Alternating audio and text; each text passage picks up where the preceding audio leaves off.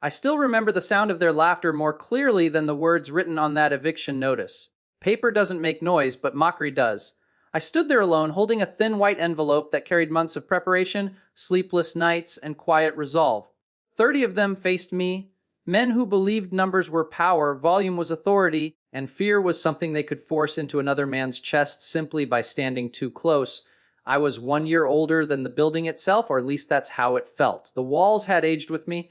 I had repaired them with my own hands, paid every tax, followed every rule. I wasn't rich, I wasn't loud, I wasn't connected. I was just lawful, patient, and precise. They saw only one thing, one man. The leader, tall, confident, careless, took the notice from my hand without reading it. He smiled first, then laughed. A deep, dismissive laugh that gave the others permission to join in. Soon, 30 voices filled the courtyard, turning a legal document into a joke. Eviction, he said, waving the paper like it was trash. You think you can evict us? Someone clapped sarcastically. Someone else whistled. Another man leaned enough for me to smell tobacco on his breath. You're brave? He said. Or stupid? I said nothing. Silence made them uncomfortable. They expected anger, pleading, threats, something they could grab and twist. When I gave them nothing, they mistook it for fear. That was their first mistake. The leader tore the notice in half, not fully, just enough to show disrespect, and let the pieces fall at my feet. Go home, he said. This place isn't yours anymore.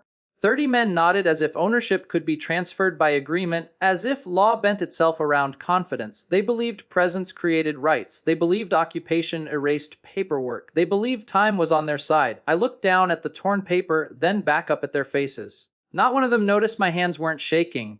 Not one of them noticed I had already memorized every clause, every date, every step that came next. I turned and walked away. Behind me, laughter followed. It echoed off the walls I had once painted, mocked the silence I chose. They believed the story ended there, that the quiet man had been humiliated, that the eviction notice had died on the ground between us. But silence doesn't mean the story is over. That night, I didn't sleep. Not because afraid, but because my mind was sharp, alert, focused. I laid out documents on my table, leases, violation records, unpaid utilities, complaints they never thought mattered. Each paper was a thread, and together they formed a rope strong enough to pull down 30 men who believed themselves untouchable. They had lived without consequence for too long. Over the next few days, they grew bolder. Music played late into the night. Visitors came and went. They wanted me to see how little my notice had mattered. They wanted a reaction. I gave them none. Instead, I observed. I documented. I waited. There is a dangerous misconception in this world. That power always announces itself loudly. That strength must shout to be real. They believed that because they were many and I was one, the outcome was already decided. They didn't understand something simple and fatal. The law doesn't care how many voices are laughing. On the 7th day after the notice, I returned to the building, not to confront them, not to argue, not to threaten. Just to stand there for a moment and look at the door they believed was theirs. The leader saw me and smirked.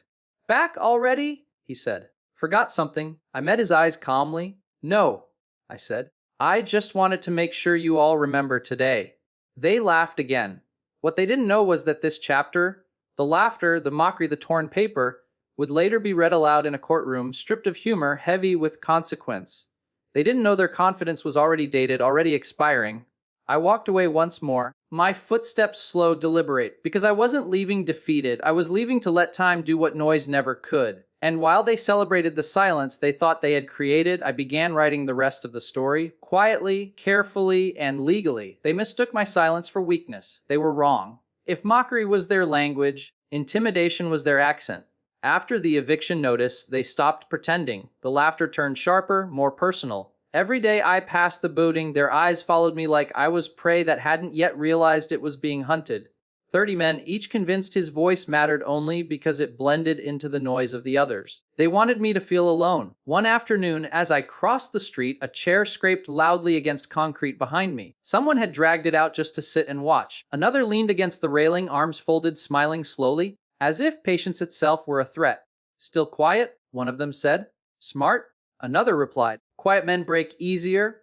I kept walking. That infuriated them more than any insult ever could. Silence denies men like that their favorite reaction. They needed anger to justify cruelty, fear to validate dominance. When I offered neither, they began inventing reasons to provoke me. They blocked the entrance one evening, standing shoulder to shoulder, turning the doorway into a wall of bodies. I stopped a few feet away. The leader stepped forward, close enough that I could feel his breath. You don't belong here anymore, he he said softly. People get hurt when they don't understand that.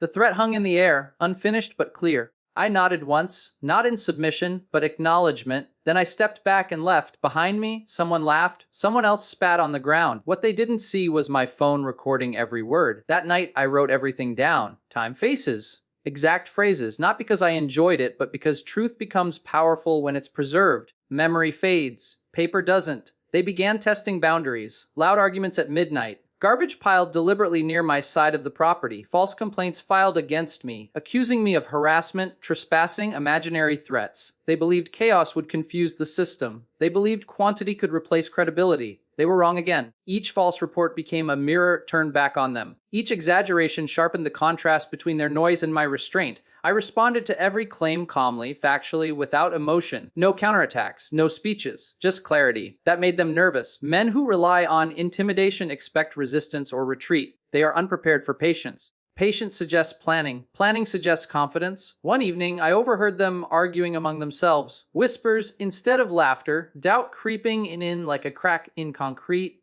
He's not scared, one said. Why isn't he doing anything? Another asked. They didn't understand that doing nothing publicly doesn't mean doing nothing at all. Behind closed doors, I was assembling a timeline so clean it felt surgical. Unpaid rent records. Unauthorized modifications, violations they had ignored for years, witness statements from neighbors who had watched quietly, just like I had. Silence has a way of making others speak too much. The leader tried a different tactic, false friendliness. One morning, he approached me with a smile that didn't reach his eyes. "Why make this hard?" he said.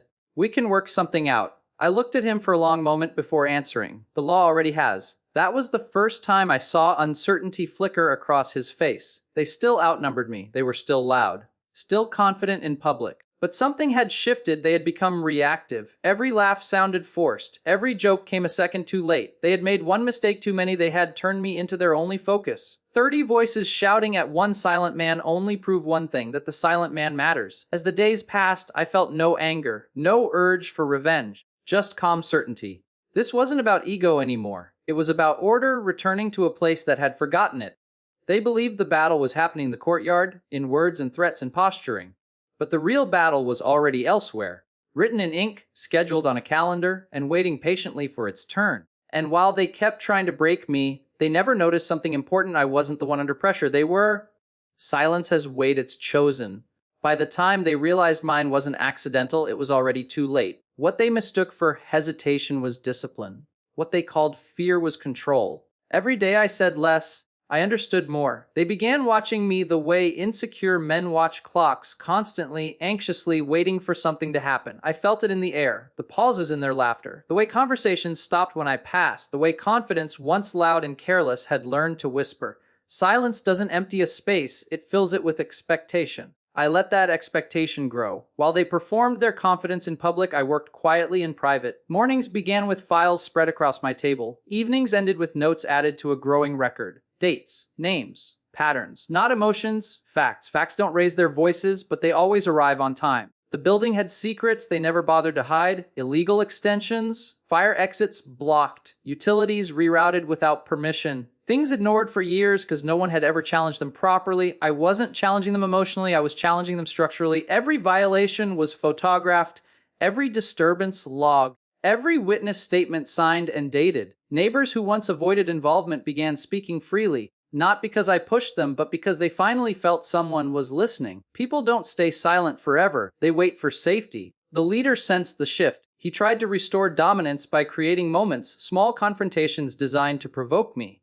A shoulder bump here, a sarcastic comment there. Once, he stood directly in my path, forcing me to stop. "You think this quiet act makes you strong?" he asked. "It makes you invisible." I looked at him steadily. Invisible things are hard to stop. He laughed, but it came out wrong, too fast, too high. The men behind him didn't join in. That told me everything. That night, I finalized the filing. No drama, no flourish, just a clean submission supported by evidence so thorough it left no room for interpretation.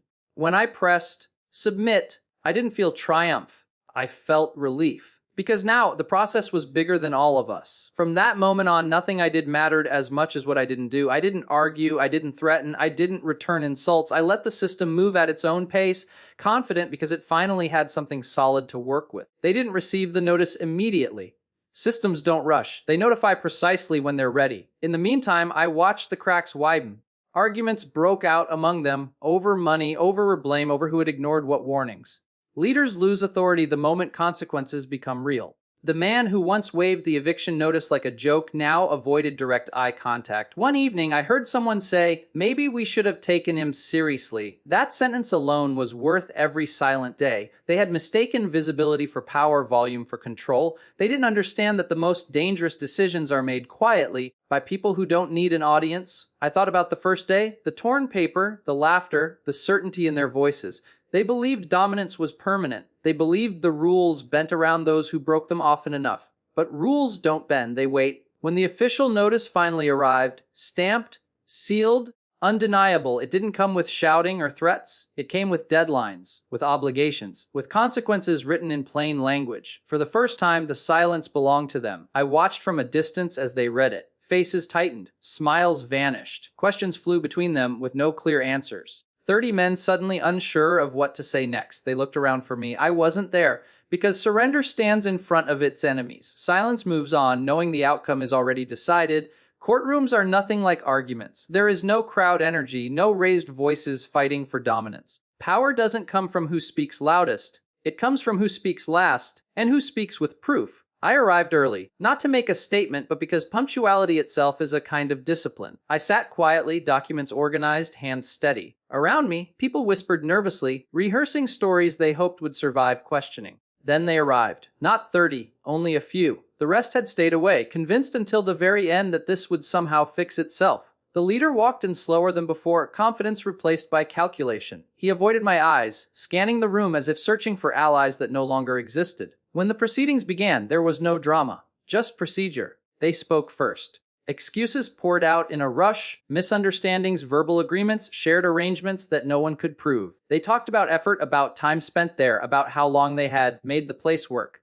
None of it was evidence. When it was my turn, I stood and spoke only when necessary. I didn't describe feelings. I didn't recount insults. I presented facts, one after another, clean and chronological. Documents slid across the desk. Photographs appeared. Silence followed each piece of proof. The judge didn't interrupt, didn't frown, didn't nod. That neutrality terrified them more than anger ever could, because neutrality means listening. One claim collapsed, then another. A supposed agreement had no signature. A denied violation appeared in color photographs. A disturbance dismisses exaggeration matched 3 separate witness statements.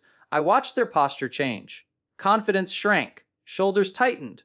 The leader leaned toward his lawyer, whispering urgently. The laughter from the courtyard felt like it belonged to a different lifetime. The judge asked a single question that changed everything. Why was the notice ignored? No one answered immediately. They looked at each other, waiting for someone else to carry the weight. Finally, the leader spoke, too fast, too defensive. We didn't think it was serious. The room went still. The judge wrote something down. Not angrily, calmly, as if confirming what had already been decided. That's when I understood something important. The law doesn't punish arrogance. It documents it. The ruling wasn't delivered with flair. There was no speech about right and wrong. Just consequences outlined clearly, deadlines set, obligations enforced, compliance required. The gavel came down softly. It sounded louder than any laughter I'd heard. Outside, the air felt different, lighter. The men stood in small groups, arguing in low voices, anger now aimed inward instead of outward. The leader paced, phone pressed to his ear, saying the same sentence again and again.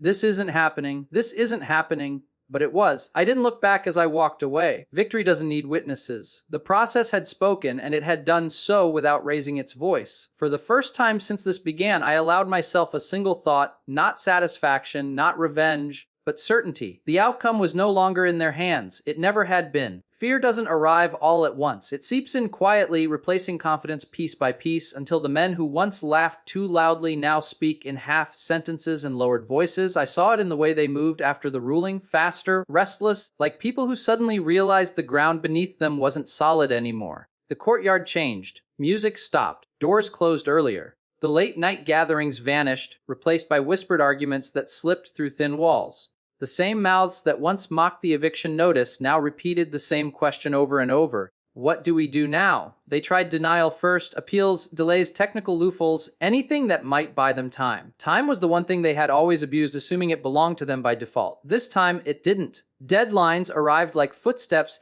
in a quiet hall. Notices followed, official and unmistakable. Each envelope carried a weight heavier than the first eviction notice ever had, because these couldn't be laughed away. The leader changed the most. The man who once stood tall in front of 30 now stood alone, smoking nervously, phone glued to his hand. His voice lost its edge. His posture folded inward, as if he were trying to make himself smaller. One evening, he approached me again. No crowd, no smile. "This didn't have to go this far," he said. I looked at him carefully. He wasn't angry anymore, he was afraid of losing control, and men like that confuse control with survival. "It didn't," I replied. "You chose to take it there?" He said nothing after that. Inside the building, fractures spread. Some blamed him. Others blamed each other. Old alliances collapsed under pressure. When consequences arrive, unity dissolves quickly. Boxes began appearing, first a few, then many. Furniture was dragged out at odd hours, as if leaving quietly might soften the reality. Some avoided me completely. Others looked through me, ashamed but unwilling to admit it. No one laughed anymore. I didn't celebrate. I didn't stand and watch. I stayed distant, respectful, almost invisible. This wasn't about humiliation. It was about closure. Fear has a strange effect on memory. It reminds people of every moment they ignored, every warning they dismissed. I saw it in their eyes. The realization that the quiet man had never been powerless, only patient. One night, as I passed the building, I heard someone say, "Never even raised his voice." That sentence followed me home. They had prepared for a fight, not for restraint. They expected rage, not records. Threats, not timelines. They didn't understand that true authority doesn't need to announce itself. As the final date approached, the building felt hollow. Rooms emptied, the place that once felt crowded with noise now breathed in long, empty sighs. Fear had done what mockery couldn't. It made them careful. On the last evening before the deadline, the leader stood by the door one final time. No words, just a look that carried regret, anger, and something close to respect. I nodded once, that was all. Because revenge shouts, justice closes the door quietly, and the loudest lesson they learned wasn't delivered in court or written on paper. It was carved into memory the morning they left. The building felt lighter, not empty, clean. The kind of quiet that doesn't echo because it has nothing left to prove. Sunlight reached places it hadn't touched in years. Dust hung briefly in the air, then settled as if even it understood the moment was over. There were no arguments, no last-minute threats, just the slow, honest sounds of departure, tape peeling, boxes scraping, doors closing for the final time. 30 men had arrived with noise. They left with silence. I watched from across the street, not hidden, not triumphant, just present, a witness to the end of something that should never have lasted as long as it did. Some avoided my gaze. A few nodded quietly. None spoke. The leader was the last to go. He stood at the entrance for a long moment, keys in his hand, staring at a place he once believed he owned simply because no one had stopped him. When he finally looked at me, his expression held no challenge. "You never fought us," he said. I answered calmly. "I didn't need to." He nodded once, as if that single sentence had finally explained everything. Then he turned and walked away. When the door closed behind him, there was no sense of victory, only completion. The kind that doesn't rush in but settles slowly like a breath finally released. Inside, the rooms were bare. Scuffed floors, nail holes in the walls. Evidence of chaos without order. I moved through the space quietly, touching nothing at first, letting the silence speak for itself. This wasn't about reclaiming a building, it was about reclaiming dignity. I thought back to the torn eviction notice, the laughter, the certainty in their voices. They had believed strength looked like numbers, like noise, like intimidation. They had believed a quiet man could be erased. They were wrong. Strength is knowing when not to speak. Power is choosing patience over impulse. Victory is walking away without needing applause. I locked the door and slipped the keys into my pocket. No announcement, no audience. Just a simple action that meant everything had returned to its rightful place. As I walked away, the street carried on as usual. Cars passed. People hurried by. The world didn't pause to acknowledge what had happened, and that was perfect. Because the most meaningful victories don't interrupt life, they restore it. Somewhere behind me stood a building that had learned a lesson it would never forget. Somewhere ahead was a future unburdened by noise, intimidation, and doubt. And in between, there was me, one man silent, unbroken. They had mistaken my silence for weakness. Now they knew better.